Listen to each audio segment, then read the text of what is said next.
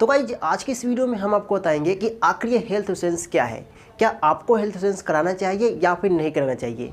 देखिए, health insurance किसी के लिए अच्छा भी होता है और किसी के लिए ख़राब भी होता है, क्योंकि आप देखेंगे तो हर चीज़ का दो पहलू होता है। आप चाकू को ही देख लो, अगर आप उसका सही इस्तेमाल करते हैं तो आप उससे सब्जी काट सकते हैं, लेकिन अगर उसका आप गलत उपयोग करेंगे तो आप उससे किसी की हत्या भी कर सकते हैं। तो आज की इस वीडियो में हम आपको यही बताने वाला हूँ कि आखिर किसे हेल्थ इंश्योरेंस कराना चाहिए और किसे नहीं कराना चाहिए। तो चलिए आइए शुरू करते हैं। तो गाइस, हेल्थ इंश्योरेंस कई सारी कंपनियां करती है, जैसे कि LIC हो गया, मुथूट इंश्योरेंस हो गया, बजाज इंश्योरेंस हो गया। ऐसे कई सारी कंपनियां होती है जो कि क्या करती है, हम लोगों का हेल्थ इंश्योरेंस कराती है।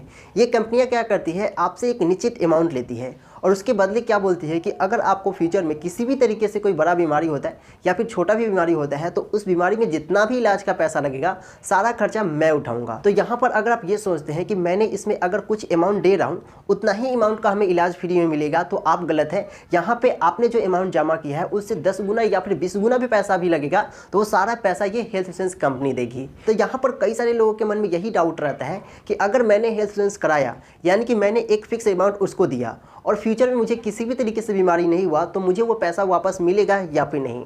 तो इसको जानने के लिए मैं आपको एक छोटा सा एग्जांपल देता हूँ। जैसे कि मान के चलो मैं क्या किया, एक हेल्थ इंश्योरेंस कंपनी खोला और यहाँ पर मेरे कंपनी में 10 लोगों ने क्या किया है, हेल्थ इंश्योरेंस कराया है।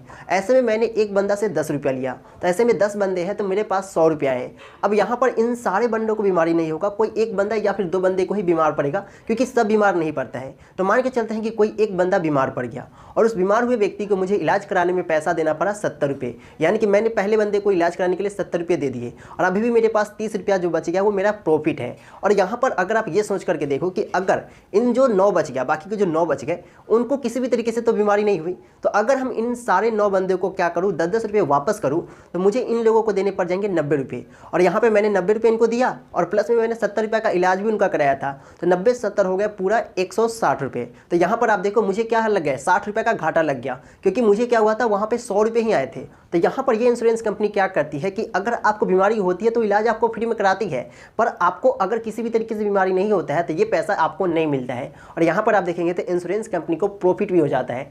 जैसे कि मैंने आपको क्या बताया था, 70 रुपये का इलाज कराया तो मेरे 30 रुपये का वो प्रॉफिट हो गया, और यहाँ पर उनका प्रॉफिट होना भी चाहिए, क्योंकि कोई भी व्यक्ति प्रॉफिट के लिए ही काम करता है। अब आपके मन का सबसे बड़ा डाउट कि क्या हमें इसे कराना चाहिए या फिर नहीं कराना चाहिए, तो देखिए ये डिपेंड करता है इनकम के ऊपर, क्योंकि इसमें पैसे भी आपको देने पड़ते हैं। तो देखिए, अगर आपके पास इनकम है और आपको लगता है कि मुझे फ्यूचर में किसी भी तरीके से कोई बीमारी हो सकती है और मुझे उतना पैसा नहीं हो सकता है कि मैं क्या कर सकता हूँ, अपना इलाज वगैरह करा सकता हूँ, तो आप ये हेल्थ इंश्योरेंस करा लीजिए। अगर आपके पास इनकम वगैरह नहीं है तो आप देख करके ये हेल्थ इंश्योरेंस कराइएगा। और अगर आपने हेल्थ इंश्योरेंस करा रखा है और आप ये सोच रहे हैं कि मैं बीमार पड़ूँ और मैं हेल्थ इंश्योरेंस कंपनियों से प्रॉफिट लूँ, तो आप गलत है।